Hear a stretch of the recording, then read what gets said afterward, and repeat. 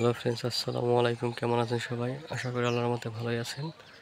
তো এই হলো আমার MB agro project. MB agro project আমার এই হলো ধুন্দুলির প্রজেক্টটা। মাশাআল্লাহ, অনেক সুন্দর ধুন্দুলি আসে, দেখতে পাচ্ছেন।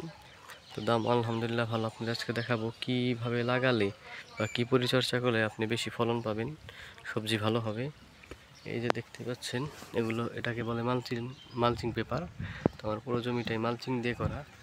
তো মালচিংয়ের গুণাগুণ হলো, আমরা মাটিটা যখন হাল বাই প্রস্তুত করে লাগাই, তখন দেখা গেল মালচিং দিয়ে ঢেকে দিলে নিচে জমিটা উর্বর থাকে, হাল বার মতোই থাকে, গাছে ভালো মতো জল ছাড়তে পারে এবং কি সবজি ভালো হয়। আর এই মালচিংটা ঘেমে যতটুক পানি দরকার গাছের, অতটুক পানি নিচে জমা হয়ে যায়, গাছে টেনে নিতে পারে। এর জন্য ফলন ভালো হয় এবং কি গাছ সুস্থ ভালো থাকে। আর মালচিং ছাড়া করলে দেখা গেল বৃষ্টি নামলে গাছের মাটি এঁটে যায়, তখন জল ছাড়তে পারে না। যার কারণে স্মার্ট পদ্ধতিতে করা আমার এগুলো সব মালচিং পেপার দিয়ে। তো এই যে দেখতেই পাচ্ছেন, আমার এই ধুন্দুলির সাথে অনেক কিছু করা আছে। এই যে মাশাআল্লাহ করল্লা, এই দেখতেই পাচ্ছেন করল্লাগুলো কত সুন্দর হয়েছে, মাশাআল্লাহ দেখার মতো। তো আলহামদুলিল্লাহ দামও পাচ্ছি ভালোই। এই যে দেখতেই পাচ্ছেন চারদিক দিয়ে অনেক করল্লা, অনেক ধুন্দুল আসছে। এই যে, তো মালচিং দিয়ে লাগানোর কারণে ফলন ভালো পাচ্ছি। এই যে দেখেন এক একটা করল্লার কি সুন্দর আসছে। এই হলো ধুন্দুল, কি পরিমাণ করল্লা আসছে। তো আমার এই ধুন্দুলের সাথে আমি করল্লাও লাগিয়েছি। করল্লা গাছ বেশি না, দুইটা একটা দিয়েছিলাম। তো মাশাআল্লাহ করল্লাগুলো ভালো হয়েছে। তো আমার এই স্মার্ট পদ্ধতিতে লাগানোর কারণে আমি মাশাআল্লাহ ভালো ফলন পাচ্ছি।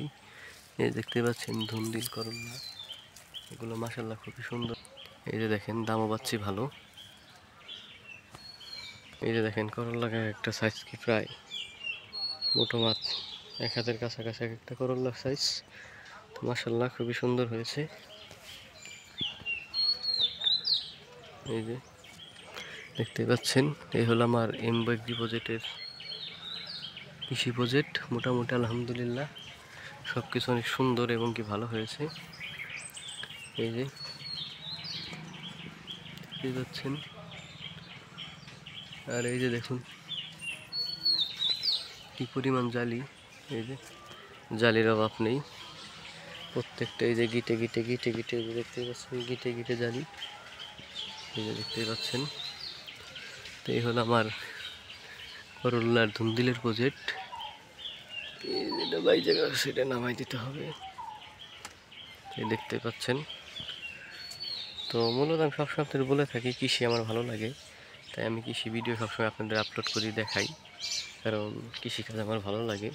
তো আমার এসব কৃষি ভিডিও যাদের ভালো লাগবে তারা আমার চ্যানেলটা সাবস্ক্রাইব করে রাখবেন, ভিডিওগুলো শেয়ার করে দেবেন, লাইক কমেন্ট করে দেবেন।